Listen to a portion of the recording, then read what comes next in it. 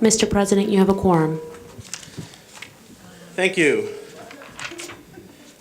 I don't believe there was a report from closed session this evening, Trustee Brown. I don't think there's a report from closed session. Is that correct? That's correct, Mr. President. Great. Next item is approval of the minutes. Without objection, the minutes are approved. Any objections to approval of minutes? No. Seeing none, the minutes are approved. Item number, I'm sorry, let me go back here. Approval of the agenda. Is there a motion to approve the agenda? So moved. Second. Motion by Trustee Galassa, seconded by Trustee Riley for approval of the agenda. Without any dissent, the motion is approved. Approve the minutes. Now we go on to public communication from the public. Trustee Brown, do we have speakers from members of the public? Yes, we do, Mr. President. We have speakers on several individual items and general items. There's a communication from the public from Mr. Matthew Goldstein, Vansum Nguyen, Darrell Brown, and P.J. Shelton. And then we also have a speaker for Agenda Item 7, Multimedia, from Joe Doyle. So noted. We have speakers from members of the public, and then we have a speaker on item number 7 before the consent calendar. Thanks. I'm Matthew Goldstein, president of the Peralta Federation of Teachers, AFT Local 1603. First, PFT would like to congratulate Laney Cosmetology instructor Bruce Lazarus, who's in the hall tonight, who's set to receive tenure this evening. Professor Lazarus has worked long and hard to earn this distinction, and it's heartening to see his efforts and the efforts of the colleagues who worked long and hard with him to get here tonight duly rewarded. Sadly, Professor Lazarus stands alone. There are no other tenure awardees going before the board this evening, and his solitary status isn't terribly surprising. Academic job security and the intellectual freedom that it helps promote are increasingly under attack, both by a higher education system that relies more on flexible part-time labor and by a culture whose values are growing virtually indistinguishable from those of the business world. But lest we get too somber on what ought to be a celebratory occasion, let's remember that next year, this time, 2 faculty members will be coming before the board to receive tenure. The year after that, there will be 5 new faculty members coming up to receive tenure. And the year after that, 2017, we will have a whopping 34 new full-time hires coming before the trustees in this boardroom. So yeah, that's an applause line, folks. While adding 41 new tenured faculty in the years ahead is encouraging, the number is still far too low. As I've said again and again at this podium and elsewhere, Peralta simply can't run 4 comprehensive colleges effectively with so few full-time faculty members. So let's work to ensure that the hiring trend continues upward. Next, I'd like to let folks know that PFT will hold its first general membership meeting of 2014 on Thursday, March 13th at noon in room 226 at Berkeley City College. On the agenda will be discussions of upcoming negotiations, an update on legal and legislative issues that bear on community colleges and public education generally, and we'll also return to the ongoing issues of timely payment of faculty and recurring rehire pool breakdowns. PFT has proclaimed March 2014 Multiple Myeloma Awareness Month. PFT encourages folks to educate themselves about myeloma, the second most common form of blood cancer in the world, and we encourage folks to support funding research to find a cure. For more information, visit the homepage of the International Myeloma Foundation. That's myeloma.org. And PFT would like to thank its stalwart COA rep, Ed Jaramillo, for calling the union's attention to this issue and for encouraging members and folks in the public to take action. Thanks for your time. I would like to just make a quick comment and to congratulate the faculty members on their 34 new hires that have just been placed in the tenure track. This is an achievement that we can all applaud, and it's well overdue. Thank you.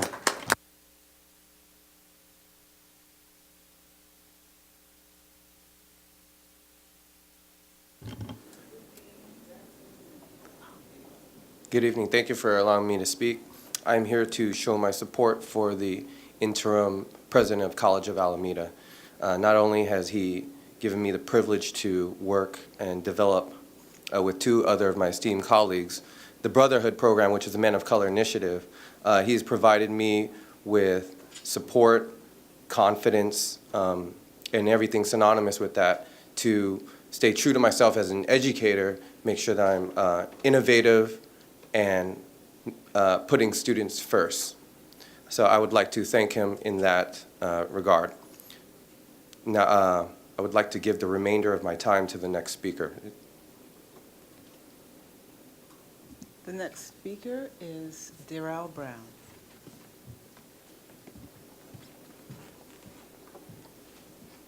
How everybody doing today? My name is Darrell Brown. I'm on behalf of the program on College of Alameda, the Brotherhood program. It's Men of Color, and I'm a journalist at Youth Radio, and I wrote a story for my job about this program on campus because it was so inspiring to me. And it's called Walking on Eggshells to Walk a Straight Line. Growing up as a young black male in America is not very easy. I often find myself smiling more whenever I'm engaging into conversation with upper-class, white-class people, so they won't feel threatened by my presence. There have been times when I'm walking down the street and I heard car doors locked, or sometimes I told someone good morning, but they put their heads down and tucked their purse and sped up. These experiences make me feel less like myself and more like a monster, and that hurts. But I'm not alone. Obama mentioned in an interview that there are very few African Americans in this country who have not experienced similar situations. In fact, President Obama said that before he became senator, people locked their car doors when he walked past and also clutched their purse tighter in elevators. Sometimes it feels like I'm walking on eggshells just to walk a straight line for someone. Like every move I make is being watched and interpreted to fit a Hollywood image of all black people. The recent Richard Sherman incident is a perfect example of this. Sherman had an outburst on national television and everyone started calling him a thug. But he had no history of any thug-related actions. He graduated high school with a 4.2 GPA and Stanford University with a 3.9 GPA.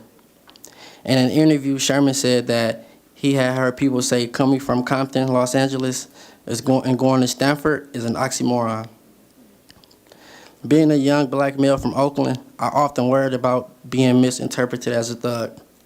This is exactly how I used to feel in all my classes at the College of Alameda. I never asked questions, so the other students wouldn't hear how I talk and associate my language with being a thug. But all that changed when I recently got recruited to join a class that's specifically for minority males. It focused on how the media can poison our minds with ideas for what we should do and think. The class is supposed to give us knowledge to work around the education system that is designed for us to fail. It's a different feeling sitting in that class. We all come from different backgrounds, but we all have something in common. We all want something different in life than what society wants to give us. I believe this class will help me get more comfortable and confident in the presence of people who I don't normally associate with, and help me change other people's opinion of all young black males in America. And also, I want to say, I thank the 3 instructors that started this program, Vanson, Luis, and Jamar, because they work with me specifically outside the class, and we always have a lot of conversations, and like this class, it helped me a lot. And also I want to thank the man who started the program and got the whole funding together and got the whole talking, the conversation with the class, the president of the College of Alameda. And also want to thank all you guys for letting me come here today and read my poem. Thank you.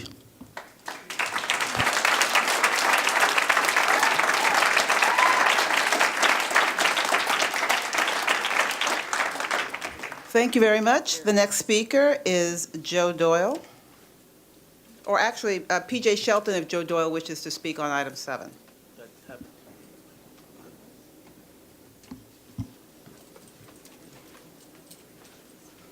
Good evening. I think we're out of sequence here. I'm waiting for the multimedia Mr. Doyle, yes, presentation. you'll speak on item number 7 when it comes before the board. We are Yes. doing public comments at this time. So that would Thank be you. PJ Shelton, is PJ Shelton here?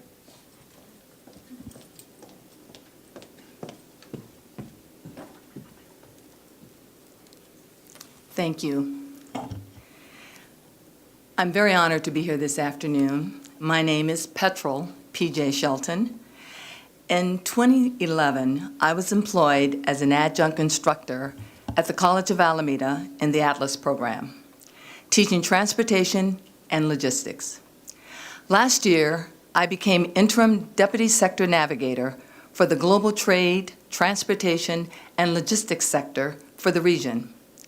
This is a state grant funded by the State Chancellor's Office under the initiative of Doing What Matters, a framework to align California community college contributions with the #1 issue facing Americans today, jobs and the economy. I come to you this evening to talk about a man, not just any man, but an individual who possesses the true essence of a man, a natural leader. Now, every man is not built to lead, but most of the good ones are. I would like to reintroduce to you Dr. Eric V. Gravenberg, a husband, a father, a grandfather, and to the College of Alameda family, a leader, a confidant, a champion, a friend, a role model, a mentor, our hero. Dr. Gravenberg came to the College of Alameda when the institution was going through a major transition. He came with a focused, purposeful, and heartfelt plan to make a difference in the lives of the students as well as campus employees. He had his eye on the prize, and that was to make College of Alameda the college of choice for the community in which we serve. That's not an easy task, but he has not been deterred. He exemplifies the strengths of humanity, which are love, valuing close relations with others, kindness, doing good deeds for others, and social intelligence, being aware of the feelings of other people. I am very, very proud to be a Peraltan because I have a leader who instills this sense of pride every day. We all need to be open-minded, thinking things through and examining them from all sides, weighing all evidence fairly. We all need to have perspective, wisdom, being able to provide wise counsel to others. The College of Alameda has this and so very much more in Dr. Gravenberg. In closing, I'd like to leave you with a quote from a very wise man of true essence, and he doesn't know that I cut and paste this quote for this purpose tonight. Courageous leadership is about truth and social justice.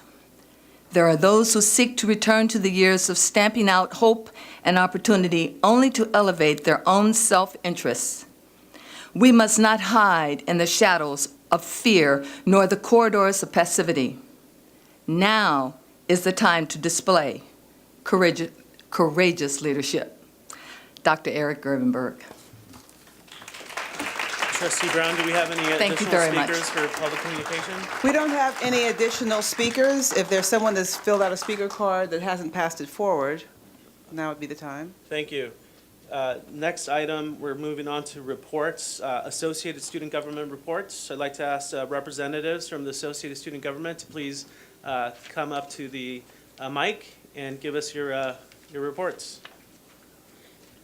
Also ask that you please provide your name, college, and your position on student government.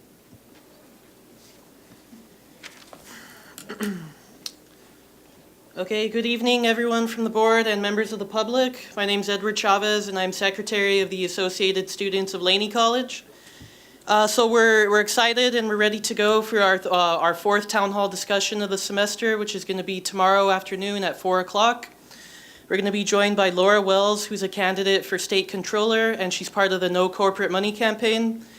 Peter Brown, the machine shop instructor at Laney, is going to be joining us, as well as Chanel Williams, student trustee of City College of San Francisco, and Chris Weidenbach, who's a English instructor and strong independent media advocate. So the topic is trends in higher education and resisting corporate power in education in the community. So I'm hoping you'll all join us. I really want to thank those of you who've showed so much support. Abel Guillen, Matt Goldstein, even though he can't make it, he's still shown a lot of support. On Wednesday, March 19th, we're going to be holding International Customs Day. And this is a chance for Laney students to share their native dress and foods with each other. It's going to be a great opportunity for us all to learn more about the diversity on campus. The ASLC has recently teamed up with some of our instructors to show documentaries every other Wednesday. We showed Inequality for All, which was a documentary by Robert Reich. And the next one we're going to be showing is Heist on March 27th. So the ASLC has collaborated with the Black Student Union and the staff of our new Men's Center to put together a women's award banquet in honor of Women's History Month. So we're going to be honoring 25 women leaders from all throughout the district, and just showing them that we support all the work that everyone does together. So we finalized the agenda for our student leadership retreat, which will be held on Saturday, March 29th. We've invited students, teachers, club members, and all the general members of the student body to meet at the Student Center at Laney campus. We're going to be going over parliamentary procedure, building a student organization from the ground up, how to throw an event on campus, which is something that our clubs have really asked us to do, so we're doing it. And we're going to be joined by students from Skyline College and Los Medanos, members of the SSCCC, the State Senate for California Community Colleges, as well as the Laney Service Community, which is a collaboration with UC Berkeley students. So we're looking forward to that. We put together an application that students can fill out to make sure that we all RSVP to the event. We're working closely with the Brown Alliance of Students Taking Action, a club on campus, to put together a workers' rights panel in honor of Cesar Chavez Day. The event was originally scheduled for March 31st, a Monday, but in support of what the students at the Associated Students of Merritt College have been advocating that day be recognized as an official district holiday, we're going to move it to April 1st. Last Thursday, March 6th, the ASLC, we passed a resolution entitled Access and Equity for Students in Shared Governance. And basically what it's urging is that we get together with administrators and put together a policy that would give students greater access to participating on these committees, such as more voting members and making sure there's mechanisms in place so that we're getting all the information we need to really represent students effectively at these meetings. And by the way, that resolution did pass through the Peralta Student Council on Thursday as well, so we're glad that all the other schools are supporting it. And also tomorrow at noon at our regular council meeting, we're going to be voting on to pass a proposal to install a bicycle repair shop on Laney campus. So yeah, this is something that students have also been telling us that they're interested in. So yeah, we're taking the steps to make it happen, and we're really looking forward to getting support from all the colleges for this effort. And lastly, in response to recent ongoing homicides of Laney students, there's been a violence prevention task force meeting the last Thursday of every month.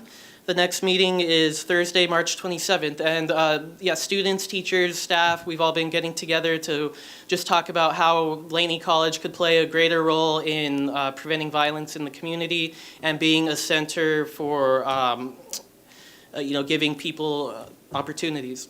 All right, thank you. Thank you, Mr. Chavez. So, Mr. President, I would like to lend my support to the Laney Bike Shop.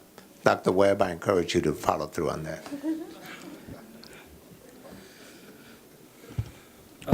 Good evening. My name is Charandeep Singh. I'm the Vice President of Program for the Associated Students of College of Alameda. I'm also the parliamentarian for Region 3 SSCCC. I'm here to give the report for College of Alameda. We've just, on Thursday this week, we have a movie day showing of Frozen in our student center. We're preparing for Cesar Chavez Day, along with awards night, and we're advocating for the DREAM Act event that's going to be happening on March 27th on campus to try to advocate to students of the importance of DREAM Act and try to help them and assist them in any way with that information. We're also preparing to, we're also in the process of revamping our student center to try to make it up to date, and also in the process of trying to increase tutoring on campus and trying to find sources to help students with any financial support anyway, to try cheaper books and everything like that along those lines. Also, we passed a resolution on February 28th. The resolution reads, whereas President Dr. Eric V. Gravenberg has always made himself available to list to students academic issues and professional and personal problems, whereas President Dr. Eric V. Gravenberg has always supported students and has helped create and support programs that benefit students. Resolved, we, the Associated Students of College of Alameda, with the full support of the student body, cast a vote of confidence for President Dr. Eric V. Gravenberg and support him completely. And this resolution was passed unanimously through our council. I would also like to personally thank Dr. Gravenberg for all of the work that he's done on our campus. Sir, we're very lucky at our campus to have you as a president. Thank you very much. And thank you, Board of Trustees, for listening to my report. Thank you, Mr. Singh.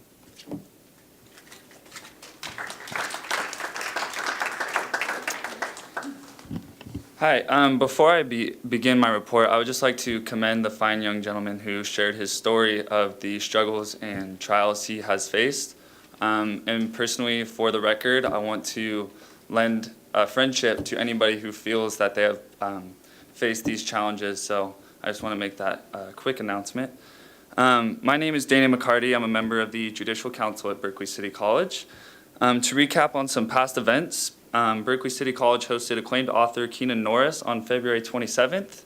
Mr. Norris shared passages from his books Brother and the Dancer, as well as Street Wit, representing the urban landscape.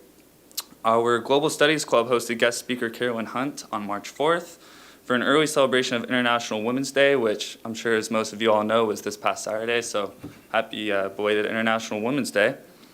The atrium was filled with poster boards highlighting current issues that women face around the world. Yesterday, we also hosted an Affordable Care Act Healthcare Forum. This was a way to engage students in a discussion on what to consider when navigating the covered California system for individual health insurance. Candidates for the upcoming elections participated in our informational election meetings held last Thursday and yesterday. Basically, we read through the board policies that stipulate the time frame, the rules and regulations for the elections procedures, and it delights me to say that the candidates seem to be thrilled for the upcoming election cycle. Recently, we held a CSU transfer fair where students gathered to learn about the transferring process. BCC was pleased to see a great number of our international students participating in this event. Mr. Thomas Torres Gill, and please excuse me if I'm mispronouncing the name, our district's international student specialist, invited 13 CSU representatives to our campus. Each school was tabling in the atrium, answering students' questions about their respective colleges and the necessary steps for transferring. Recently, BCC will be implementing an international students office where Mr. Thomas Torres Gill will be coming to campus once a week, every Thursday, to assist international students with questions and concerns that they may have. And on behalf of the associated students, we all feel this is a great step forward to increase our international students' educational ventures. We have a few events coming up at BCC, and on behalf of the associated students as well as our clubs, we would like to welcome everybody out there to come join us for the events. The Latin American Club will be hosting Rio Carnival, taking place on March 13th from 12:15 to 1:15 in the atrium. This event aims to emulate the global celebration that takes place in Brazil around this holiday and will be featuring traditional dancers to provide the entertainment. The associated students will also be hosting a St. Patrick's Day event titled Paddles and Patties. This event will be a water pong tournament with the finalists dueling it out in a ping pong match, so that should be a good deal of fun there. Tomorrow at 7 p.m. as well, we will be hosting Dr. Eugene Scott for her presentation entitled Science Denialism. Dr. Scott is an executive director of the National Center for Science Education, a not-for-profit membership organization of scientists, teachers, and others that work to improve the teaching of science as a way of knowing, the teaching of evolution, and the teaching of climate change. One last note, on Wednesday, March 19th at 12:15 in the atrium, BCC will host a town hall event. This will be a 1-hour interactive event facilitated by our student government and will be composed of several small and larger group discussions that are aimed to identify and develop specific methods and avenues through which representatives can better understand what the most pressing needs of students are and how to best meet those needs. Thank you for listening. Thank you, Mr. McCarty.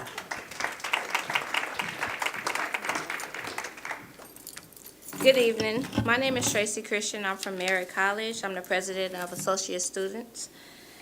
This month we are celebrating Women's History Month. On Tuesday, March 6th, we had our kickoff event with food and music. Today we had a speaker, a tribute to Black women. Wednesday, March 12th, we have an educational and immigration speaker. Tuesday, March 18th, we have a human traffic speaker. So if you guys want to come out, all of these speakers will be held in the Huey P. Newton Lounge. Also, Tuesday, March 25th, we have a speaker coming out as well. We are currently holding elections. We have 25 applicants for associated students at Merritt College. This is the most applicants we have had in a long time. So our students are getting involved of what we're doing around Merritt College on our campus. Our election dates are April 8th and 9th. We are also holding a student appreciation on April 8th, where we'll integrate students' appreciation and we'll bring them in to vote as well. Also, we are giving out $3,300 in scholarships, and that is my report. Thank you. Thank you. I also just wanted to thank the speaker for bringing the fact of the blue phones to our attention at the last meeting, so thank you for that. Next speaker, please. Good evening. I'm Mark Wilson, Communication Officer for the Peralta Student Council. The Peralta Student Council is continuing with the planning for Earth Week. I want to thank Jeff Heyman for helping us rebrand all of the many events that have come together during that week, and so now you will be hearing it referred to as Earth Week, which I think simplifies it for everybody. We've added Dr. Clyde Wilson, a biochemist from Stanford University, to give a talk on nutrition for students, and Dr. Richard Bailey of the Lake Merritt Institute is also coming for Earth Week to give a presentation. The planning is ongoing with the Resilient Cities and Sustainability Conference, which will be at Laney. So the poster contest is closing, and you'll be seeing a poster hopefully next week regarding Earth Week. The PSC also resolved to sponsor the mixers the Friday before Earth Week and the Friday of Earth Week off the grid at the Oakland Museum. So we're hoping that everybody will come out and join us at 5 p.m. on 10th Street near the Laney campus. Just a meet and greet both before to kick off Earth Week and then to close it on the Friday evening after the conference. The PSC, as Edward mentioned, did resolve to support Laney College in their resolution on increasing student participation in shared governance. This is something the PSC has been advocating for since its inception, and we were very happy to support Laney in their resolution. And just a side note, Romeo Garcia came to the PSC and updated us on the online scholarship application process, where last year there were 500 applications. As of last week, there were 850 in-process applications. The closing date was Monday. That would have been last night at midnight, so we don't have the final numbers, but it's looking very good, and the online process has made it much easier for students to apply. That's my report. Thank you. Thank you, Mr. Wilson. Now we move on to the next item, which is Chancellor's report. Chancellor Ortiz. Thank you very much, President Yang. This evening, I'd like to share with the board and with our audience the events that occurred last week with our management team. Last week was the launching of our culture change, the contract with the Partners in Leadership approved by the board about a month ago. And it was an activity that brought together over 70 of our district managers up at Merritt College. And we proceeded to look at the current Peralta culture, which many felt was a challenge to work within and a type of culture that we needed to change. Some of the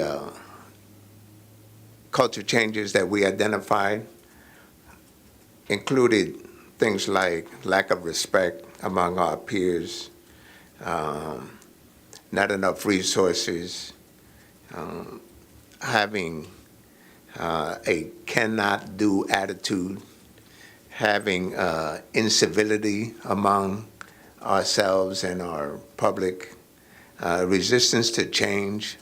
So we actually came up with about 50 different items that were culture barriers for us to be an efficient and effective organization.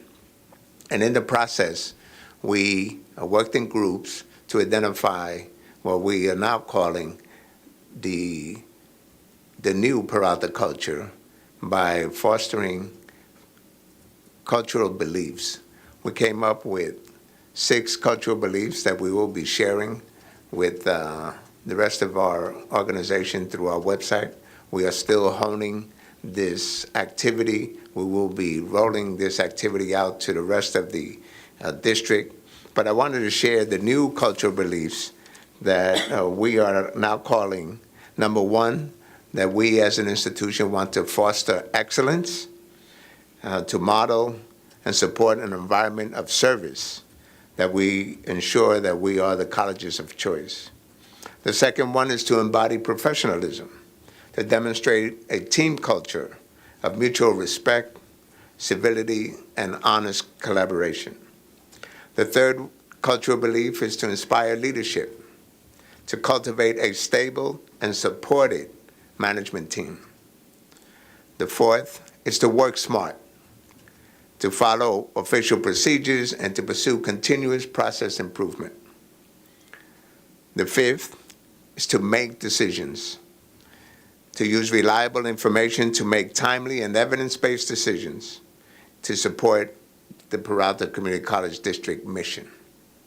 And finally, the last cultural belief is to be bold, to create a safe, supportive culture where trust and reasonable risk-taking are valued. So 2 days of working together, discussing what this institution needs to be so that we become the colleges of choice for the students in our community. And one of the ways we determined that we can foster this culture of change is to share stories about our colleagues who have demonstrated realizing these culture beliefs. So I want to share a story with you this evening about an individual who I consider embodied professionalism. And he's already been named. He's an instructor at Laney College, Mr. Peter Brown. And Peter has been an instructor in our, I believe, advanced manufacturing program, machine technology. And he had the misfortune to not get paid for working this semester. He started on a certain day, his check did not come.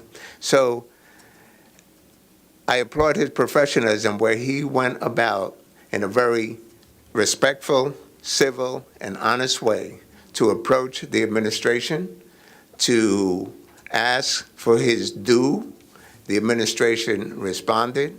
It took some time, but Peter was right there with us in making that experience a positive one. He has been paid, and I want to applaud Peter for his embodiment of professionalism at the Peralta District. So thank you, Peter.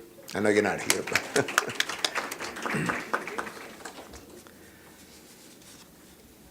So while that may appear winded, we are going to continue this culture shift We are scheduling an activity in April to train the trainer that we will deploy trainers throughout the district, the various campuses, to work on identifying what culture we want the Peralta culture to be, again, to become the colleges of choice for our community.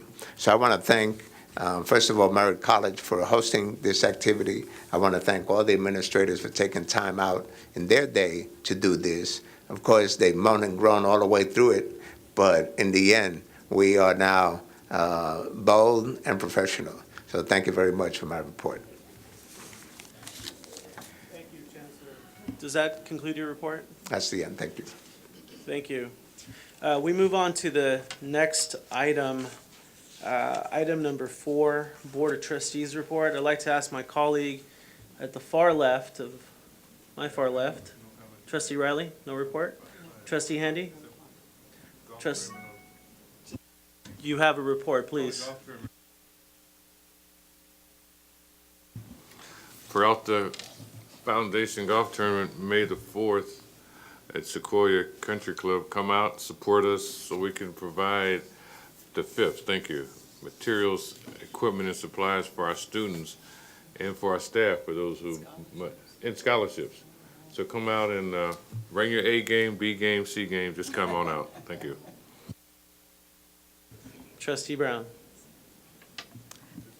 Thank you, President Guillen. I'd like to congratulate the students that have come to speak regarding their activity and advocacy for students at our various colleges, and let everyone know that there'll be a workshop with Oakland Ignite, which is an organization that promotes political action and activity in young women, and that'll be at Mills College this Saturday at noon.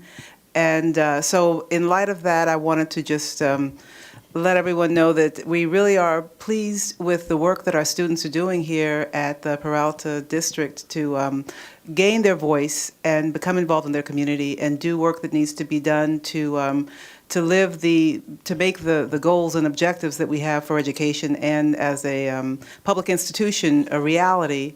And to also congratulate Mr. Darrell Brown on his very eloquent and poignant speech about the feelings that one has as an individual, as a person, when they are presumed to be something that they are not and could not be. And just to share as a personal experience, in law school in Boston, people would lock their doors when I walked by.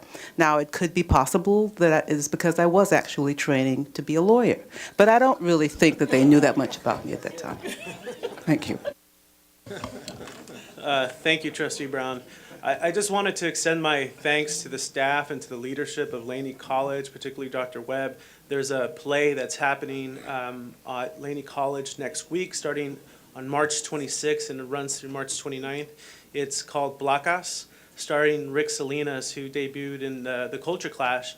This is a play that talks about relationships between fathers and their sons, and it's a story of intergenerational relationships. Blacas in Spanish means tattoo, and it's a metaphor for tattoo removal as a way to move forward in relationships that have been scarred. I'm very excited about the Boys and Men of Color Resource Fair that everyone is welcome to, not just boys and men, but everyone is welcome to, over at Laney College. And I'd like to thank all the colleges, and particularly the CTE programs, the Career Technical Education programs that will be there as a resource. It's happening at the Odell Johnson Theater, 26th through the 29th, and thank you for your efforts in making that happen. It's a true partnership between community organizations such as the Unity Council, Urban Strategies Council, different groups in the community, and Laney College really partnering to create something that I think is going to be mutually beneficial for our community. So thank you, Dr. Webb. I just wanted to make a brief comment to the gentleman who spoke earlier today about his personal trials, the tribulations, and the discouragement that he experienced as a young African-American male growing up. I wanted to give him a note of how much we are personally involved in a program that he was advocating, as a matter of fact, extolling here a moment ago. The MAP program, and I'm very proud to say this, was our recent trip to the Association of Community College Trustees in Washington, D.C., that I was one of 3 of your trustees who approached various departments on behalf of the MAP program, and I think we were eminently successful. These were Trustee Brown and Trustee Handy and myself, and we, as a matter of fact, had a very enthusiastic meeting with the gentleman from the Department of Education who spent an hour telling us how great we were and itemizing other programs that we might want to adapt or to utilize ourselves. So we're very proud of you in particular and to all of the young men who have graduated from that program. And we have to put all of our effort, I think, because this is quite a remarkable program. Those of you who may remember, Arnie Duncan himself was here to witness the success of that program. And it's the board's determination to make sure that we preserve and enhance and expand that program. And I thank you for your presentation. I believe your name is Darrell Brown. And thank you. That's all I have. Thank you. Thank you. I'd like to just say ditto. Last week, I was privileged to be out in Sacramento to lobby on behalf of the community college system with the Faculty Association of the California Community Colleges. And it was a pretty incredible conference, the Advocacy and Policy Conference. And what made it especially exciting was the large number of students who participate in that conference. And then went into the Capitol. I was part of a delegation from Foothill De Anza as well as Peralta. And we brought 45 students to engage in the training, and then we went in and we met with 20 legislators or their staffs to lobby on behalf of community colleges. The kind of incredible part for me was the ask that the students made. They spent a lot of time just preparing themselves for meeting with legislators. And, you know, usually when you go and you meet with a legislator, the typical lobby training says, you know, keep your ask reasonable, keep it doable, keep it small. And these students would have none of it. What they said was, we want to honor the Master Plan for Higher Education. We would like you to honor the Master Plan for Higher Education. We would like to go back to a period that you got to enjoy where community colleges were actually free. And we can do that by reforming Proposition 13. And they had a very elaborate set of explanations, detailed studies showing the billions of dollars that could come in. And I remember when they came to me and they told me initially that that was going to be their ask, my first response was, nobody in that building will take you seriously if that's your ask. And they pushed back and they said, nobody will take us seriously if we don't ask big. We've been messing around the edges for way too long. Let's go big, or let's go home. And they went big, and it was actually an exciting set of lobby visits, and we did get a commitment from Assemblymember Bonta to move forward legislation that it would at least begin to study and make public the dramatic losses in property tax revenues because of the avoidance by large commercial entities of their property tax obligations. If we begin to document that, then moving to do Prop 13 reform and then actually refunding public education, I think becomes a much more feasible project. So I, for one, I learned a lot from this group of students about going big, and I'm usually never shy about going big. So it was a nice experience. Thanks. Yeah, Trustee Galassa, follow-up comment. I just wanted to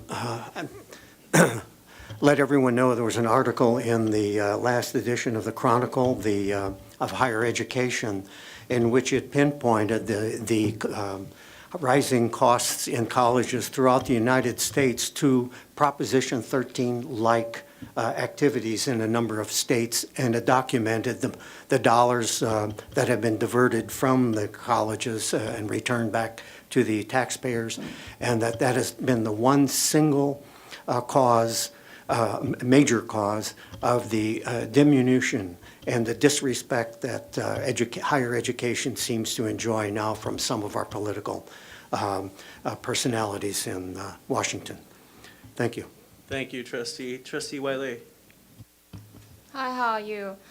The first thing is very thank you for all the students who want to run for the student trustee and the AS student leader for next year. I see they are working very hard to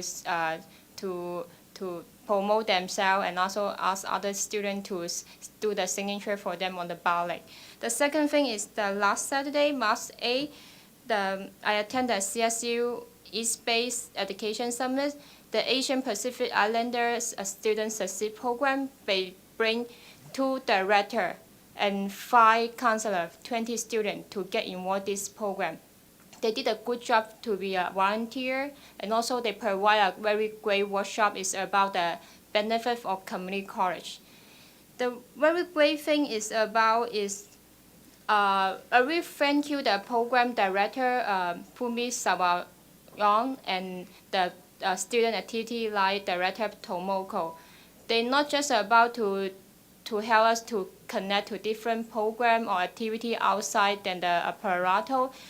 They motivate me after they know about me. I know the rock climbing and the boxing, and I think about to do something big, not just stay, oh, I'm just student. They want me to help me to look for different resources to other college to, how about to try to apply some different college or university. They can provide me the very good resource, and maybe one day I have the power to run for the Olympic in future, and they help me to look for some Ivy League school, and they help me to do many great things and motivate me.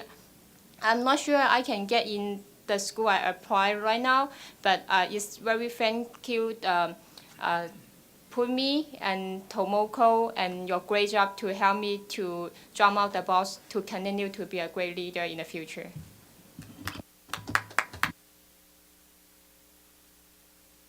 Trustee Withrow. All right. That brings us to the next item number 5 on the agenda, and that's Dr. Carolyn Van Putten's time to give us the latest and greatest with the District Academic Senate report. Dr. Van Putten. Thank you, Mr. President, and good evening, trustees, district administrations and the staff, college presidents, colleagues, and members of the public. There is no formal District Academic Senate President's report tonight. However, I will take this opportunity to mention an email message I sent to you and the district staff listserv yesterday afternoon, which 2 of you and several district staff members have acknowledged receiving. Thank you for that acknowledgement. Following up on the report I presented at your last meeting on February 25th, in a closing comment, I expressed the realization that you and many of us need a better understanding of technology and how we use it, as well as how it facilitates our work as staff and faculty. As part of an ongoing and widespread education about technology campaign, the email message distributed a link to a free survey being conducted by the Software and Information Industry Association. That is an opportunity to self-assess our institutional use of 21st century tools for teaching and learning. The survey is short, 10 to 15 minutes, and well worth the time to take it, if only to be informed about what you may not know about how technology tools are used to support instruction at the Peralta colleges. It will also help you to understand and become acquainted with a vision for how these tools can and must be used in the future to facilitate our students' success, both in and beyond their college experience. The survey is open through March 31st. Your results are available immediately after completing the survey, and the compiled results will be available in a comprehensive report later this year. The SIIA conducts this survey every spring, so you can check each year to track the institution's progress. Even if you need to answer "I don't know" to many of the questions, I'm confident that just reading those questions will be enlightening and eye-opening. I encourage your participation and will gladly share the survey email link with any Peralta faculty member or administrator who wants to contribute to or be educated by the survey content. That concludes my comments for tonight. Thank you, Dr. Van Putten, for that report. The next item, we move on to the next section of the agenda, which is presentations. And we have a student success scorecard and support presentation by Vice Chancellor Orkin and Associate Vice Chancellor Esquivel Swinson. Folks in the audience maybe remember that community colleges are required to interact, or the Board of Trustees were required to interact with the accountability reporting for community college. Because of new policy, that has changed, and we're now in an era of student success scorecards. And so we have a presentation updating us on where the district is on that tonight. Dr. Orkin, you have 15 minutes.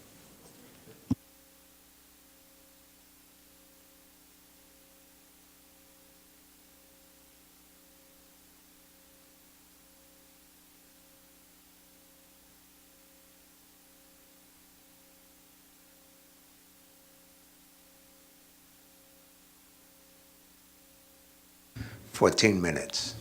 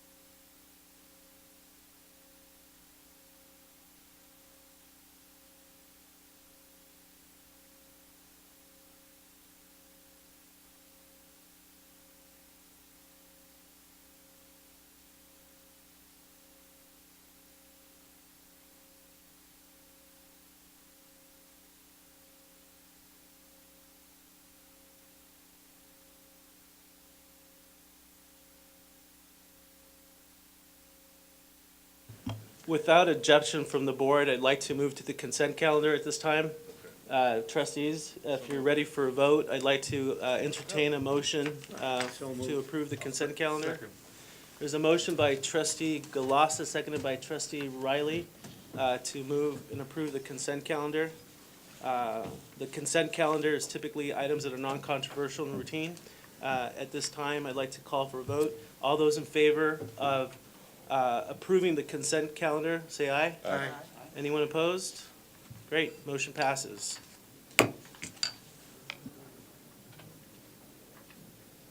Motion by Trustee Galassa, seconded by Trustee Riley. Do you have a presentation on Cheryl Quinn, Chancellor? Do you have a presentation on Cheryl Quinn, classified as a award? Yeah. Are you ready? So this evening, item 34.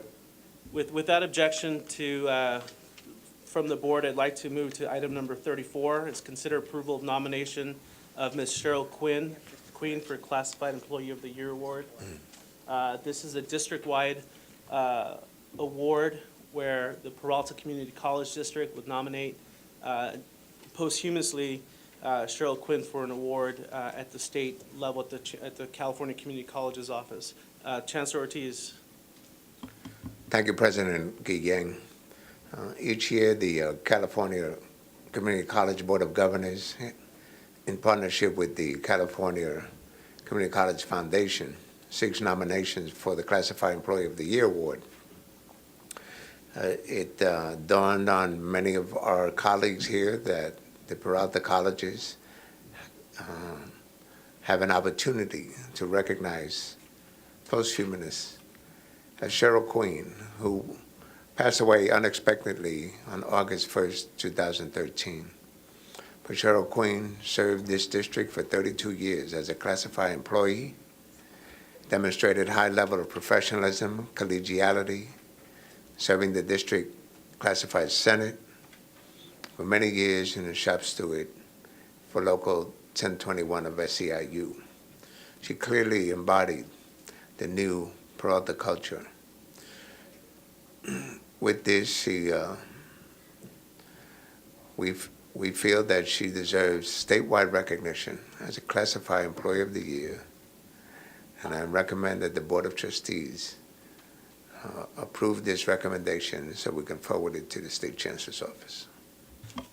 Trustees, is there a motion to approve item number 34? Consider approval of nomination of Ms. Cheryl Queen for Classified Employee of the Year. So moved by Trustee Gonzalez-Yan, seconded by Trustee Withrow. Any discussion, trustees?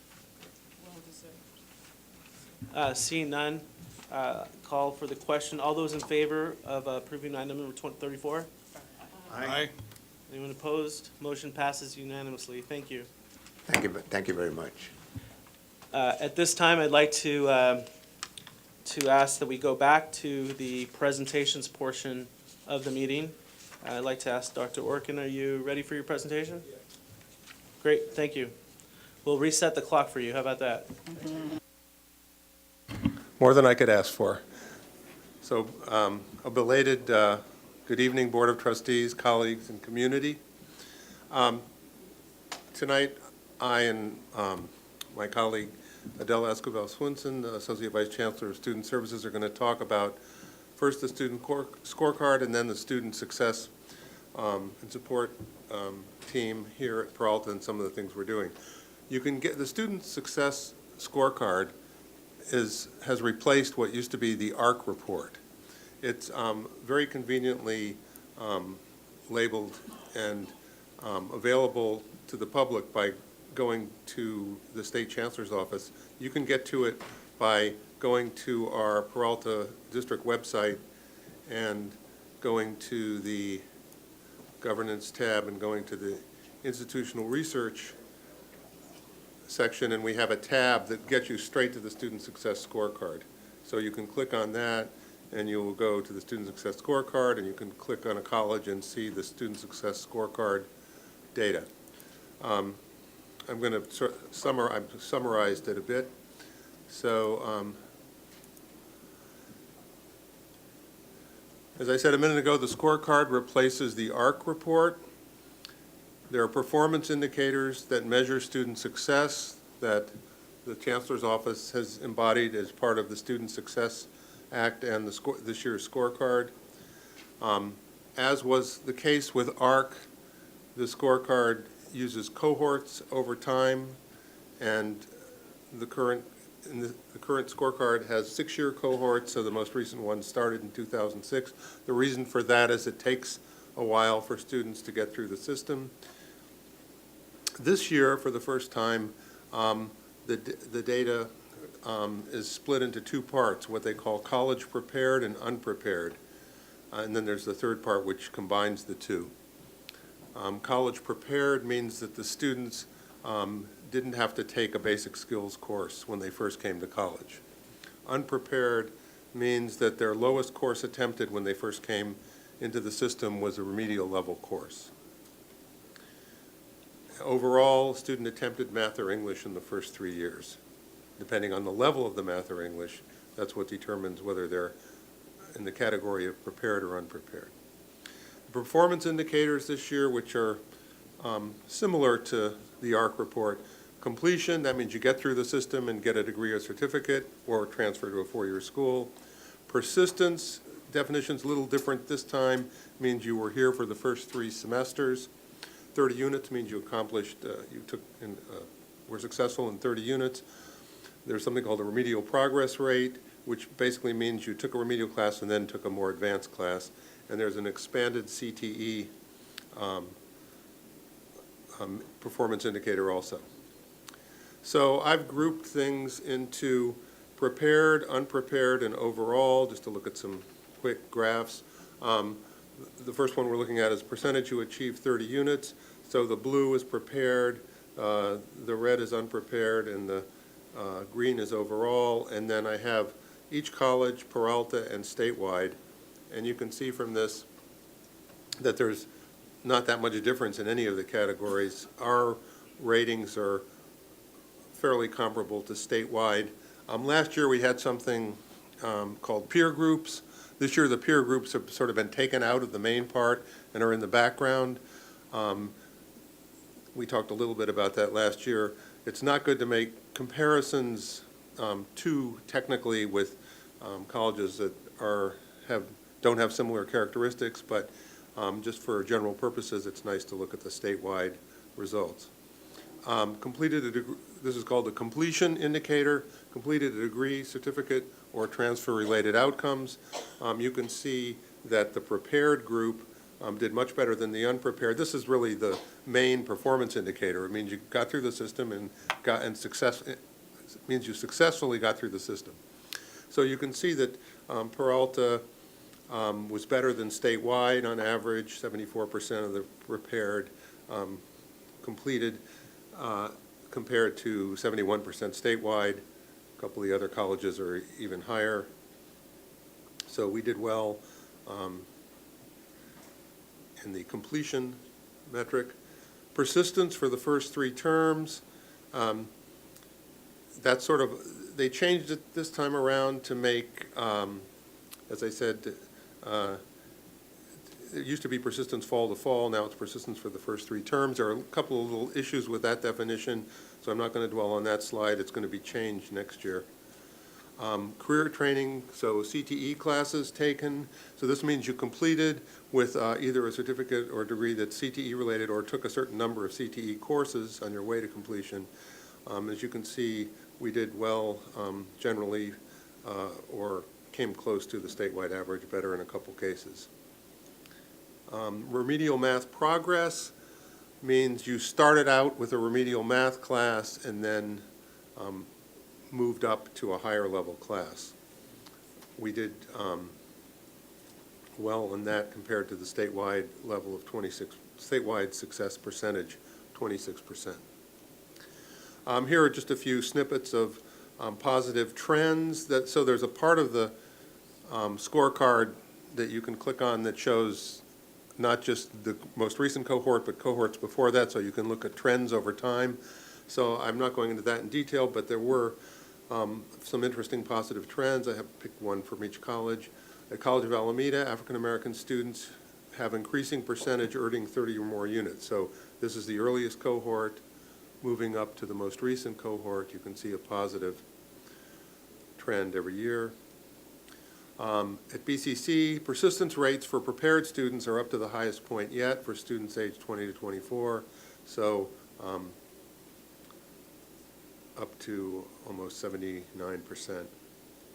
Laney, the percentage of students starting in basic skills math and going to complete a college level math course, in other words, remedial math,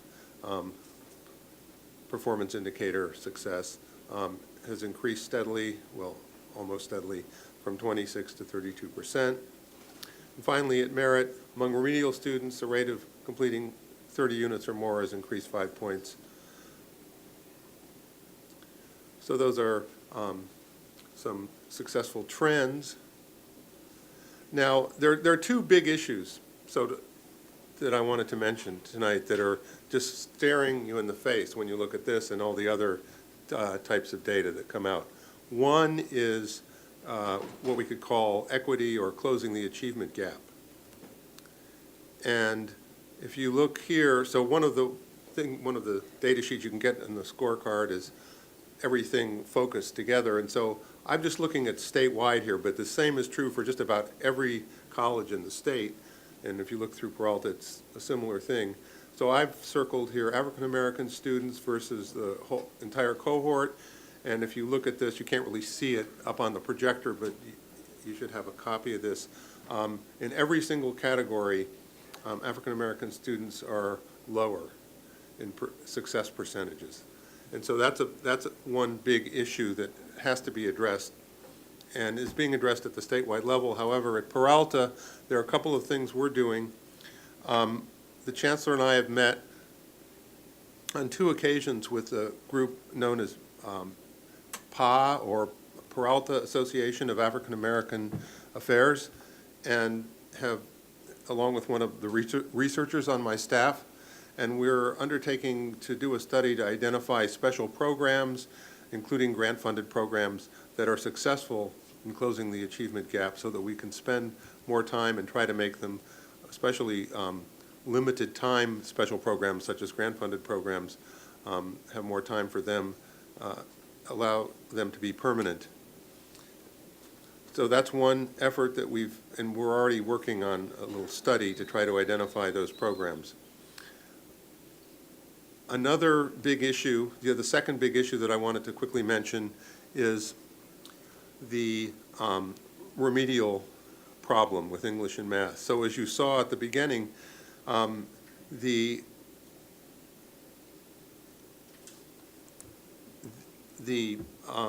scorecard itself is broken up into prepared and unprepared. That didn't happen in the past. The unprepared students are a big issue. So that's another issue that we have to address. And one of the things we're doing, as you probably know from last meeting, we are in the process of applying for a large grant from AB 86, the CPT or Career Pathways Trust initiative, which involves career pathways from high school into college. Peralta's, if we get funded for this, it's a $15 million grant over 3 to 4 years. Peralta will be the fiscal lead, and there are approximately 12 K-12 districts, along with the Peralta colleges, Chabot, and Contra Costa College in this East Bay consortium called the 880 Corridor Consortium. Anyway, as part of that, we're going to be linking high school to colleges in such a way that there will be dual enrollment classes in high school that will get students past the basic skills or remedial classes as defined in the scorecard. And also, we're going to put into place what's known as Promise Pathways, or something like it, that Long Beach City College successfully used to have more of a multiple measures approach to getting students beyond remedial math, English, and ESL. So we recognize those two big problems, and they merge together. There's a big overlap, and we're taking active steps to try to engage them. So I have some links on here. You can, as I mentioned at the beginning, you can go to the Peralta website, go to governance, go to institutional research, find a whole bunch of data there from our institutional research staff, and also just click on the link to the scorecard. And then at the end of the PowerPoint here, there are a couple of other links as well. So now I'd like Associate Vice Chancellor Esquivel Swinson to talk a little bit about other efforts in the same area, namely our SSSP committee and efforts to address student success in the Student Success Act. So I guess we could have questions at the end. Good evening, board members, chancellor, colleagues, students, and general public. My name is Adela Esquivel Swinson, and I'm the Associate Vice Chancellor of Student Services and Registrar. Tonight, I'm here to provide you an update on the achievements of the Student Success and Support Program Committee and Working Group. I will be referring to these groups as the SSSP, as we call them around here, and I just want to make sure that I don't mess the name up. The SSSP Committee was formed to address the requirements from Senate Bill 1456 and the Student Success Act of 2012, which replaced the program previously known as matriculation. The membership of the SSSP Committee mirrors that of the previous matriculation committee. Currently, this committee meets here the first Friday of the month, and we report directly to the District Education Committee. The SSSP Working Group was initiated because initially the SSSP Committee was a very large group. We had over 30 people attend our first meeting. So at that point, we decided to create a working group that would work on overseeing the implementation of the Senate Bill 1456. This working group reports directly to the SSSP Committee, and it meets every Wednesday. We have met weekly since last September, and as you will see, we have accomplished many tasks that get us closer to meeting the mandates. The working group includes representation from the 4 colleges, district IT, district education services, and admissions and records staff. And although the membership was based on staff who volunteered to be on the group, we have between 7 to 9 staff members at each meeting. One of the first things that we did in the committee was to create the goals and objectives, which outlined the purpose of the committee and also provided an overview of what needed to be done.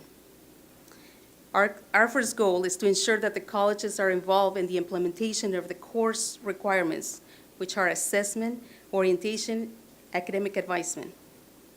All of the colleges have been participating in both the committee and the working group. Our second goal is the deployment of the PeopleSoft academic advising module and the electronic student education plan, which is essential to meeting the requirements. Our third goal is to ensure that the tracking of all services funded by the SSSP are captured accurately, as this will impact the funding that is received under this category. Our fourth goal is to have a student online orientation available at each of the colleges.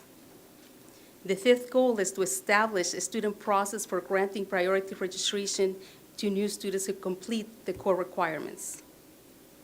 Our sixth goal is to establish a process for appealing the loss of priority registration for continuing students. The seventh goal is to identify and provide intervention services to students who are on academic or progress probation for 2 consecutive terms. Our eighth goal is to validate the multiple measures currently used as part of placement assessment. Our ninth goal is to ensure that assessment instruments used are approved by the State Chancellor's Office. A 10th goal is to identify, develop, and implement a process for an early alert system that will increase student retention and student success. And lastly, our 11th goal was to create a SSSP web page to collect our meeting minutes and agendas, and this was completed this past semester. Now, to elaborate a little more in the objectives that were completed, in addition to creating the goals and objectives, we also created a matrix to assess the progress at each of the colleges. We also established a priority registration process so the students who completed the core requirements received priority registration. A frequently asked questions webpage was also created so the students are informed and they know where to find information about priority registration. In addition, we created a glossary of terms, both for staff and students, to bring awareness of the new terms. An end-of-the-year report was sent out district-wide at the beginning of this spring semester. You should have a copy of that report attached to the documentation that you received tonight. We also worked on developing the requirements of the academic advising module. Just a time check real quick, you're going on 18 minutes. I'm sorry. The education plan and the academic advising is an application with the PeopleSoft that is used to track the requirements that the student must satisfy in order to graduate. As the student progresses towards graduation, the academic advising audit analyzes all courses completed both successfully and unsuccessfully by the student. The application is then able to determine what requirements are still outstanding. Another feature of the academic advising is the student education plan, which allows a counselor to create an academic plan for the student. The student has also the opportunity to create what-if scenarios, where the system analyzes the courses that they have taken, what they have completed, and what they have outstanding for any degree or certificate. Both of these features are owned by the Peralta District, but were never implemented. Some work has been done on them, but they need to be updated and tested to ensure that they meet the mandates. The SSSP committee and the working group endorse the implementation of these modules. And in collaboration with the district IT department, we created a plan for deployment, and we are currently in the early stages of implementation. Another project that we have in progress is the scheduling and reporting system, most commonly known as SARS. SARS is used at the colleges to track student assessment and counseling appointments, and the tracking of student education plans. The working group reviewed the functionality of the SARS system and the reports to the state. We found that no updates have been made to the SARS system since it was implemented years ago. The SARS system needs to be upgraded and programmed to ensure that the number of students served is being captured and reported accurately for MIS. This is critical because due to the Student Success Initiative, the colleges will now be funded based on the number of students served and the services provided. I see that my time is up. Thank you for your reports. At this time, I'd like to ask the trustees for questions. I know we have several questions, so Trustee Brown? Well, actually, that was a great report, and it's the gravamen of the, like, as you mentioned, the decisions regarding funding. It's what the student success scorecard is the measure by which we are judged. And I was trying to understand a little bit more the closing the achievement gap, because the work that we're doing here at Peralta is being watched nationwide, and I could not quite tell some of the starting points that are referenced in the page 14, the graph that's there, where you have the completion, persistence, units, and 30 units in remedial. I'm trying to figure out, because of the ESL category in each of the racial groups, are we talking about international students and native-born students, or could we get that that data? And is it broken down so that we could get an understanding also of the areas, or maybe even the zip codes that we draw the students from, so we could maybe target services? You're talking about this slide? 14? Slide 14 of Yeah, your first so that's presentation. this slide. Yeah. Yes. So you could, if you have that in front of you, it's hard to see on the screen, obviously, but it has, this is a condensed, so this is part of the scorecard. This puts all of the different success metrics or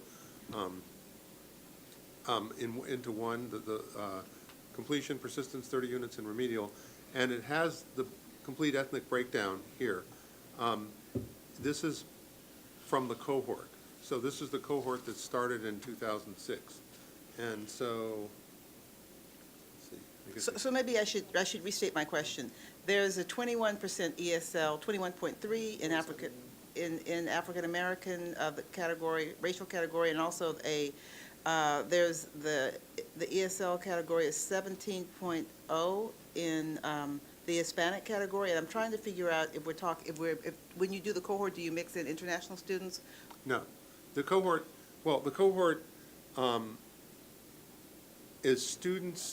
is defined as students who came into the system and within 3 years took English and a math class, and I think that's all students. Okay. Yeah, and these numbers are success numbers. So the remedial success percentages. The remedial success percentages mean that students started out in a remedial level and then advanced to a higher level.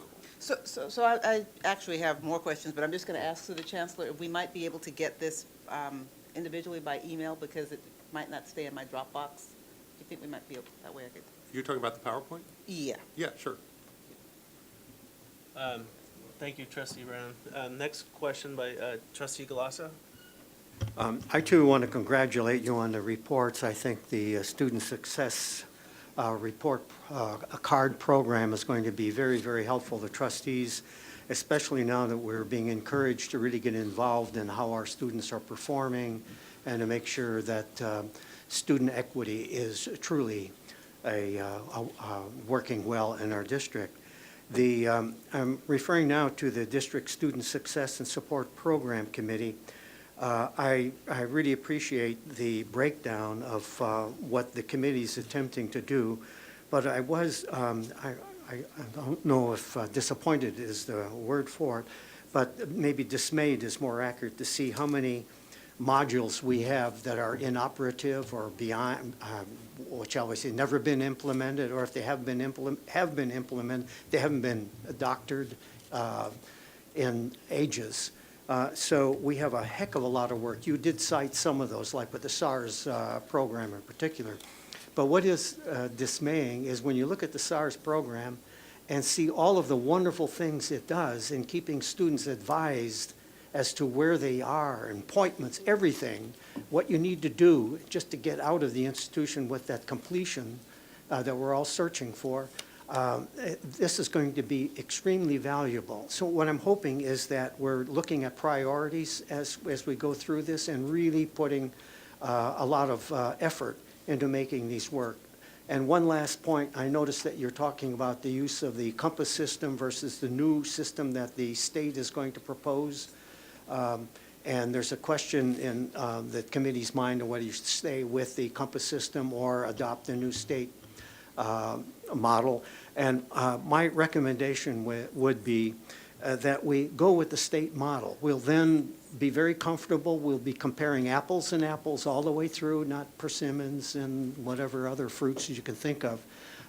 And it would also, as the state adopts and improves its system, we would have automatic recourse to those kinds of improvements. So just that's the encouragement. So a lot of work here and a good reporting and good luck. And Thank you. we'll be supportive. If you need the help, just come and ask us and we'll tell the chancellor what to do. I will. If I might make a quick comment about the compass versus the statewide model, and I agree with what you're saying. There's another, the whole multiple measures thing, which has been most actively taken on by Long Beach City College with the Promised Pathways model, involves using, as part of it, using high school transcripts to help students jump over remedial classes that students who may not be doing well, may not do well in standardized tests. And it's been amazingly successful. 4 times as many students are now jumping past remedial classes, and yet the success rates are the same. And so we're planning to implement some version of that if we get funded for this AB 86 grant in our career pathways. Thank you. Trust. I'm very happy to hear that you're working on that. It is a remarkable new way of assessing our real college talent. Trustee Withrow. Just a quick question, and I agree also that the report was well taken. How does what we're doing here, what you're doing here, relate to and compare to what the federal administration is looking at from the standpoint of President Obama's accountability of higher education, accountability specifically of community colleges? Well, the whole program of student success and support services brings accountability not only to the colleges but also to the students. So I don't know how exactly it relates, but this program will ensure that students get the services that they need, that we're prioritizing the services, that we're getting and providing the services when they first come in. So those are the 3 core requirements: the assessment, the orientation, and the advisement, so that the student is successful in completing the program that they come here to study. So let me if I could, just real quickly, that in the workshops that we attended in Washington, D.C., there seemed to be a number of methodology or criteria that was coming down from the federal government that defined how we were to hold ourselves accountable from the standpoint of student success. And how does that compare to what the state is mandating through Senate Bill 1496? So let me take a stab at answering that. And of course, I also attended the Washington Summit. It is clear to me that California is really at the vanguard with student success. The federal government is mirroring many of these criteria. They, of course, have the, quote, completion agenda coming out of the Obama administration. But clearly, California has been on this path for, gosh, a good 4 years now, when we started with the Student Success Task Force. That came from our legislature, which asked what are the community colleges doing with our funding.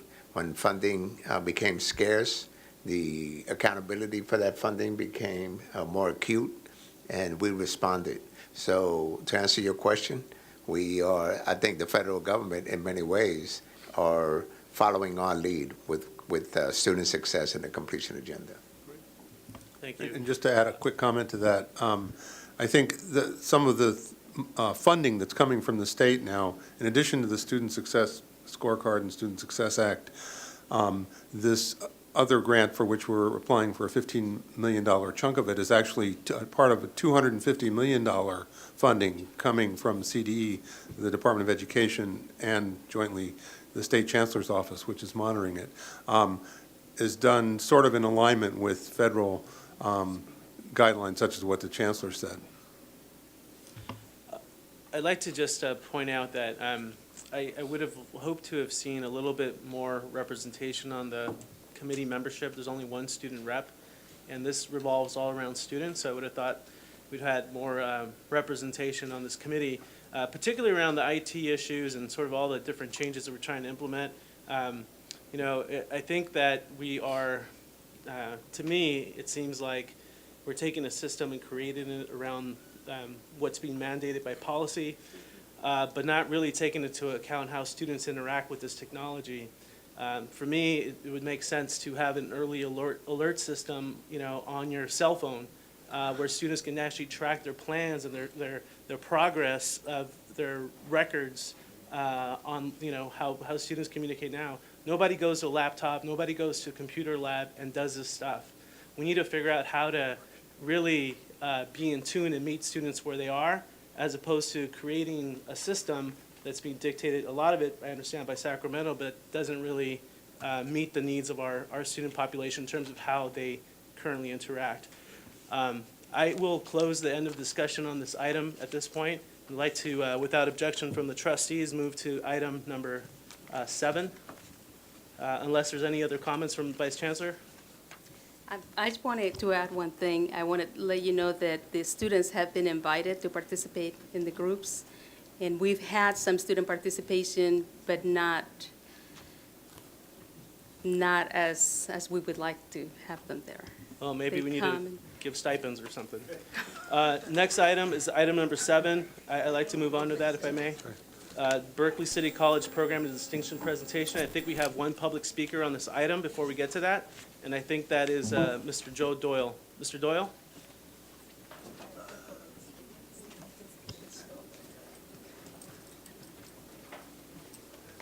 Good evening, Chancellor, trustees, and college president. I thought I was going to follow up with these guys, but now I'm ahead of them. My name is Joe Doyle. I'm from the Multimedia Department, and I'm also the faculty advisor for the DAC, the Digital Art Club, which is part of the Student Association clubs.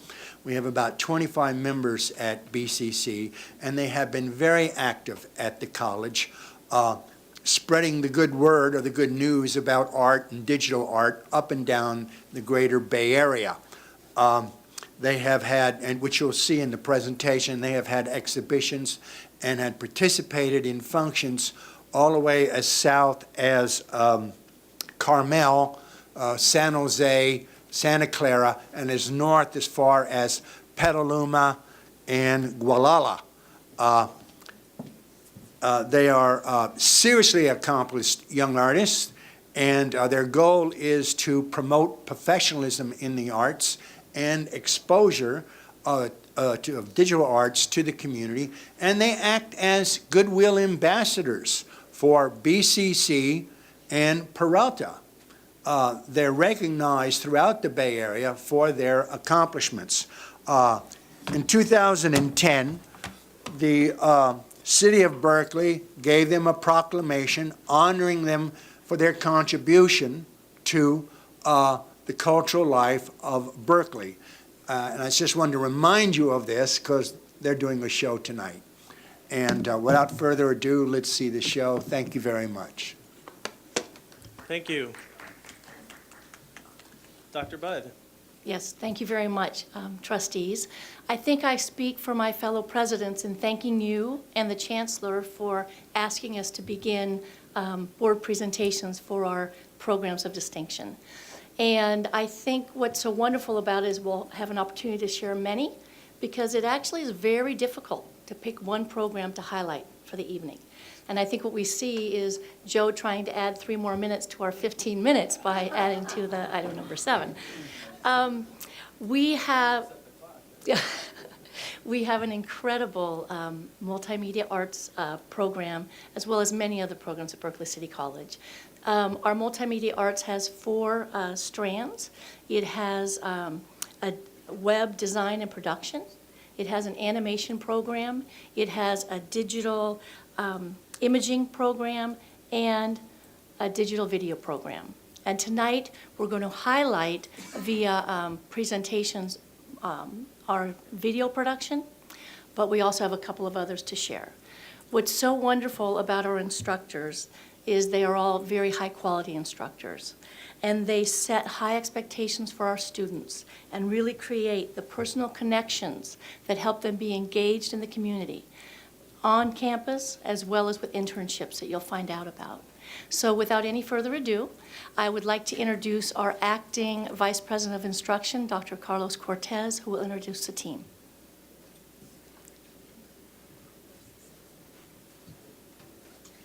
Good evening, Honorable Board, Chancellor, colleagues. My name is Carlos Cortez, and I have the honor to represent the Office of Instruction for Berkeley City College, and I'm here this evening to present the chair of the Multimedia Arts Department, who's going to represent one of Berkeley's programs of distinction, Lee Mars.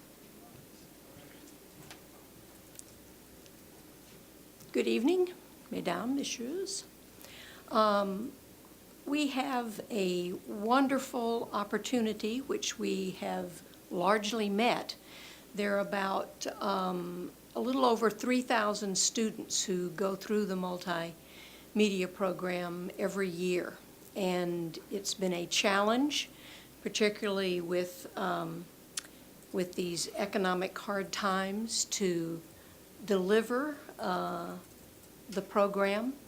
But as you will hear tonight, we've been sneaky and managed it to a large extent. So without further ado, I want to introduce Rachel Mercy Simpson, who's in charge of the video strand.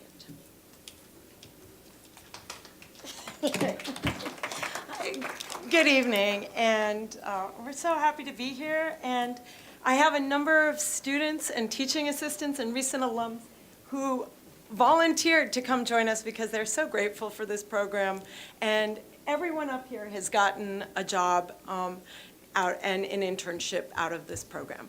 So anyway, and if our students didn't work so hard, we would not have such success. So I'm just thrilled you're here. Thank you. And it's so good to meet and present for all of you. Thank you for the opportunity. So, okay, Jeff, which button do I push? This, okay, wait, let me see if this will work. Yes, okay. So, to start it off, what's better than a film, if we can figure it out here? And this was made by one of our students for a class. Okay, oh, whoops. Okay, oh, here, Anita, help me. We always work on Macs, so there, here. Dismissed from drama school with a note that read, "Wasting her time. She's too shy to put her best foot forward." Turned down by the Decca Recording Company, who said, "We don't like their sound, and guitar music is on the way out." A failed soldier, farmer, and real estate agent. At 38 years old, he went to work for his father as a handyman.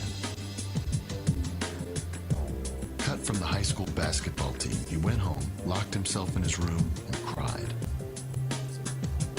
A teacher told him he was too stupid to learn anything, and he should go into a field where he might succeed by virtue of his pleasant personality. Fired from a newspaper because he lacked a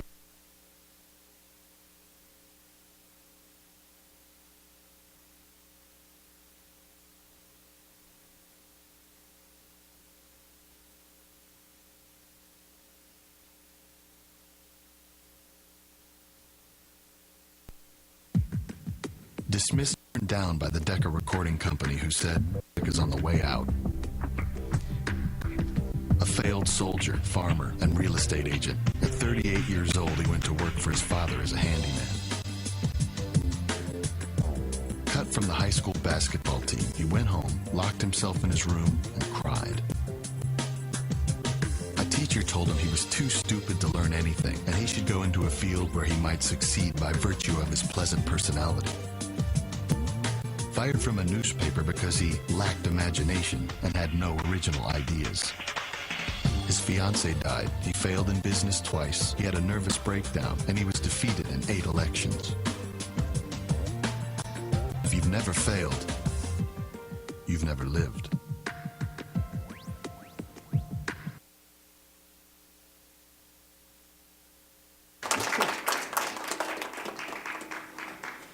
So, well, we've all faced some rejection and failure, and persistence is key. And at Berkeley City College, we're here to promote students' success. And I think there's a deeper angle to look at that video, which is what enabled Walt Disney, Michael Jordan, Ulysses Grant, Lincoln to actually succeed, not just to persist, but there must have been more. Right? Somebody must have said, hey, you're good, you've got something, I want to see it. And then people must have shown, like, some people must have taught them skills, given them tools. They must have been mentored at some point, and where there were people who saw their potential and encouraged them and enabled them to do it. So it brings it around to, as a college, how do we promote student success? And also, I think, listening to the last presentation, how do we provide our diverse community with educational goals? And opportunities, excuse me. And here, let me see. Okay, yes, there we go. So here are students in a production class, and they're wonderful students. They work hard. Some of them work nights and come to 9 hours of class during the day. Some of them work all day and then to go to class at night. But no matter how you cut it, they're really hardworking. And and our students are also very diverse, not just racially and economically, but age, in terms of their age, their backgrounds. We've had homeless students. We had a homeless student win one of the most prestigious awards in the country. And I don't want to give him by name, but we've had graduate students from Cal who come to our program to learn the hands-on side of filmmaking. We have professors from Cal who've come. We have many people who are doing a second career who are already working in media and need to hone their skills. So we have a wonderful range of people. And they've won awards. Here, these are all awards, and we actually have dozens of them that our students have won. And these are from competition throughout California for the best work created in media by students, and we did very well. Now, that being said, during the economic downturn, our students, the jobs for students in media were few and far between. And it gnawed at me because I know that our students don't have an easy road, and they need to get jobs. This is a CTE program. So we saw the downturn as an opportunity to build relationships with businesses and filmmakers and film organizations around the Bay Area. And so it became a real turning point for our program. And our first foot in or toe in the door was I took my son to the Bay Area International Children's Film Festival, and I noticed that all these people from Pixar were working really hard and they could use an extra hand. So the basis of our finding work and building partnerships has been on spotting needs.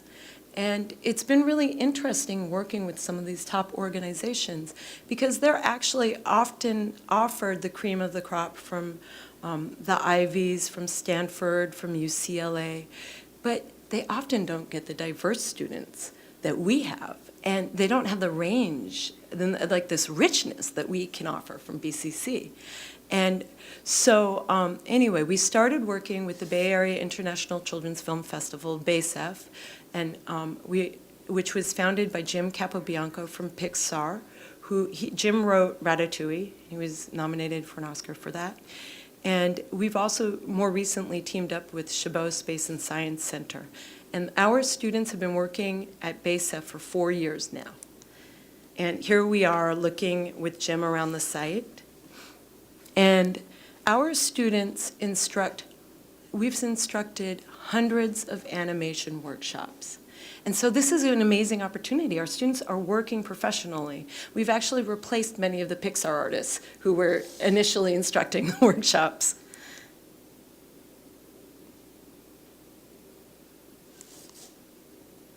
Here we're, and actually, this is Minouche, who wished she could be here tonight, and she's a recent alumna, and she won a full scholarship to the San Francisco Art Institute. She's at class tonight, which is why she couldn't join us, and she's setting up for pixelation. And Gerald, who's right behind me, here he is with another young digital video student who's enjoying it too. Here are editors, and a few of them, and one of them's here tonight. And not only do we film all these animations, they screen theatrically during the festival on the huge screen. And the editors go through this real-life experience of cutting under a tight deadline. They have a few hours, they have to put it together, they have to do all the effects, the titles, the sound effects, and then it's going to screen for a huge audience of people. And it's like working in broadcast. So this is a terrific experience for them. And here we are wrapping up with the Pixar artists and festival organizers.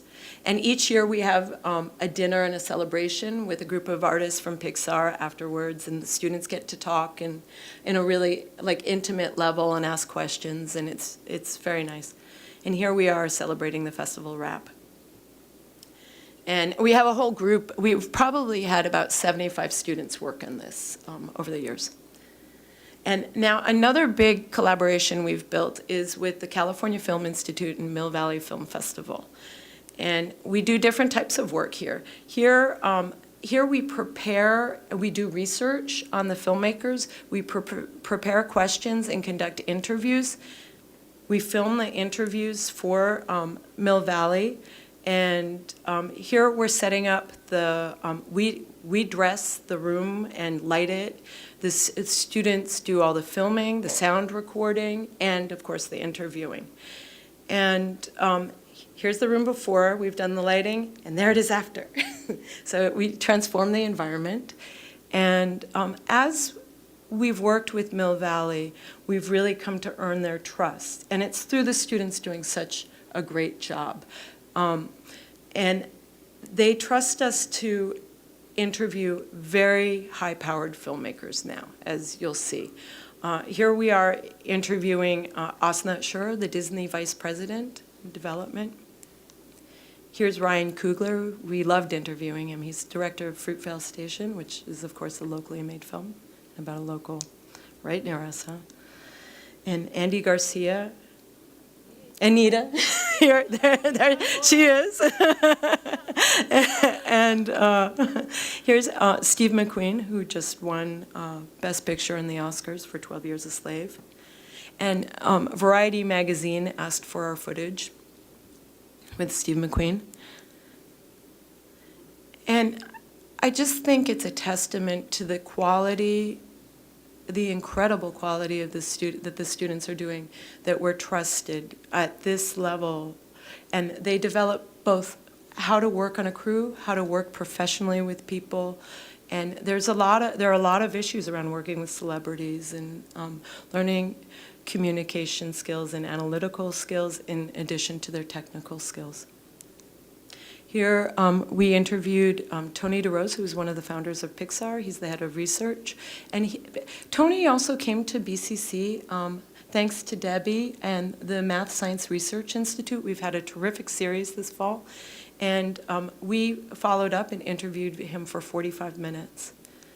Here's a student miking Pixar animator Simon Christensen for an interview. Simon has had over 6 million views on a short film he's done that's online.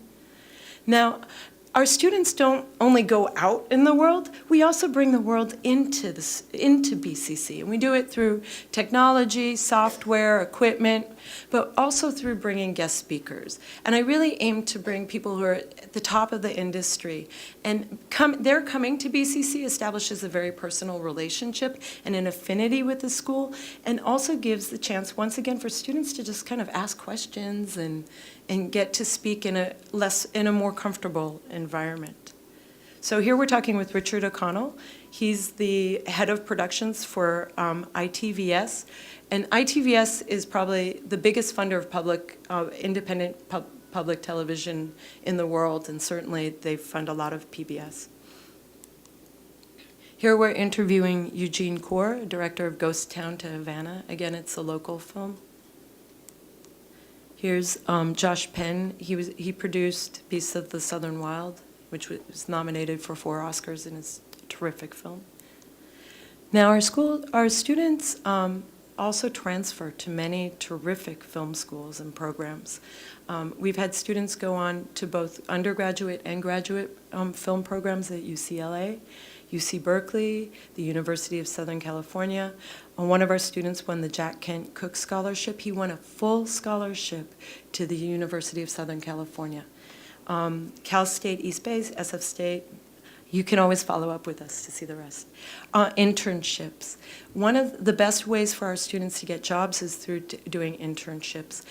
This is a picture of the America's Cup. One of our students was filmed for Oracle, and they flew her actually all over the world. And then she got a job, and she shot the America's Cup this past year. Another student here, he's in the U.S. Coast Guard, and it's hard to see the camera in his hand, but he took pictures of Michelle Obama. And again, they're trusting our students to get the job done. And David Flores, he's right here too. Yeah. And now here's some of this is only a partial list of organizations that have hired our students. I'm not talking about the internships here. These are all companies. Our students have shot advertisements for the Oakland A's that have been broadcast. They're doing terrific work. And we've got many, many broadcast television stations, industrials. We've been working for Oracle, for Intuit, and then many independent filmmakers and film organizations around the Bay. So we've also won some awards. Our student Paige Birma won an Emmy for A Brush with the Tenderloin. She started this project at BCC in our production classes and continued to edit it at our school. Many of her classmates assisted her on it. She won the Emmy this summer. And Matt, who's here, is now her intern. And Paige started her own company. Here are 2 other alumni who won an Emmy, Marisa Roy and Niall McKay. They won for Seeks in America, a television show. And we went on, Marisa's on the left, and we went on to hire her to teach production. On the side, they met in an editing class at PCC, fell in love, and are now married. And they're terrific. And they founded their own company after leaving and hired many of our students. Here's our beloved chair, Lee Mars. She is also an Emmy winner. Yay, Lee. And another faculty member, Judy Ehrlich, was nominated for an Oscar in the best documentary for her film, The Most Dangerous Man in America, in 2009. So to wrap it all up, because we've been doing so much, when I met Carl Bass, the CEO of Autodesk, this past fall, I'd met him several years ago, and he'd given me a tiny donation for a department for $2,000 just to stop me from talking. But he wanted to have a drink and talk to his buddy at this party at a fundraiser. But then I saw him at a conference this fall, and I said, hey, I remember you. And I said, hey, I thank you for that donation. And our program's come a long way. And he said, what are you up to? And I told him all the connections with Pixar and the jobs and everything. He was like, not bad for a CC. And he said, that's pretty amazing. So you must be using Autodesk. And I said, no, we'd love to. It's too expensive. It's like $20,000 for the software for one computer. He said, send me an email. And because he knew Tony DeRose and some of these people, he was like, wow, you've got cred. And they gave us, you've heard about it at a prior trustees meeting, they gave us a huge grant. And just getting that kind of industry support enables our students to be competitive.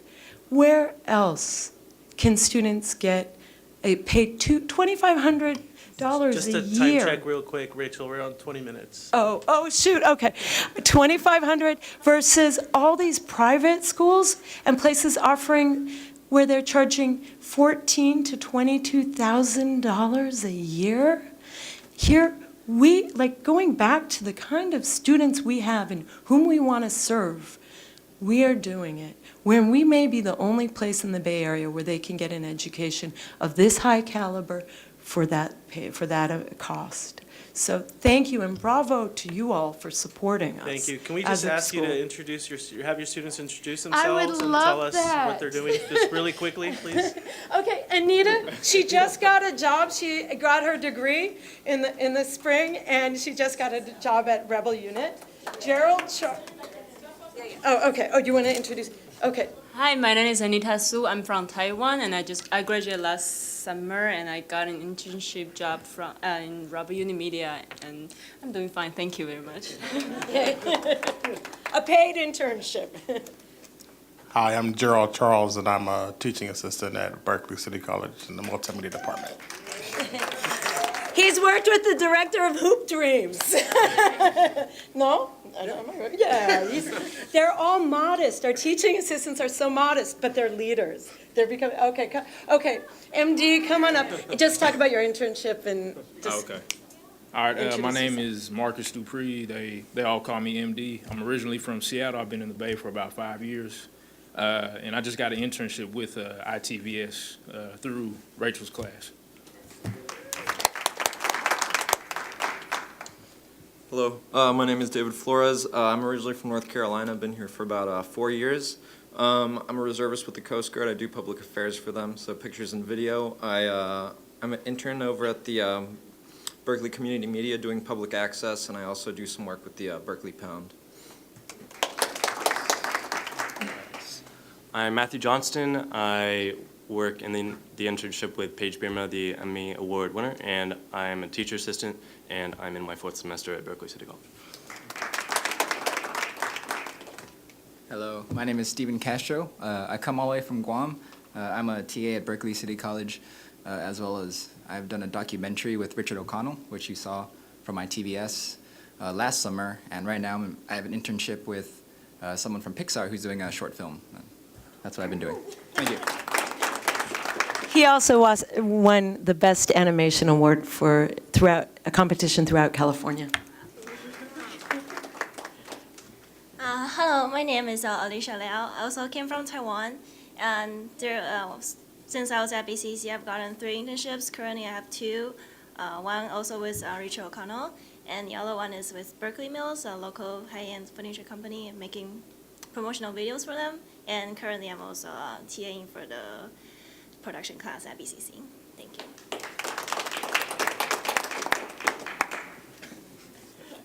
Hi, I'm Sai Tamagai. I got an instructor position teaching animation to 6 to 12-year-olds, doing animation workshops through BASIF last year. Well, Rach, are we missing anyone else? No? Is that our whole crew here? Oh, and Pete just. All right. Well, thank you so much for that wonderful presentation. Congratulations, Rachel and Joe and Lee, and the wonderful faculty that make up the the digital arts program, the media arts program at Berkeley City College. Congratulations, Dr. Budd, on your success, and congratulations to all the students. And don't forget to write those checks to the Peralta College Foundation when you're all famous. Thank you so much. Thank you. At this point in time, I'd like to move back to the agenda. I think we took care of all the business before the board. Are there any questions for the trustees before we break for a Berkeley City College Distinguished Program? Okay, seeing none. Do we have announcements? Yes, the next regular board meeting will be held in 2 weeks on March 25th here at the district offices. And happy St. Patrick's Day this Monday, Erin Gilbraw. Without objection, I'd like to conclude the meeting. Thank you very much, and have a good night.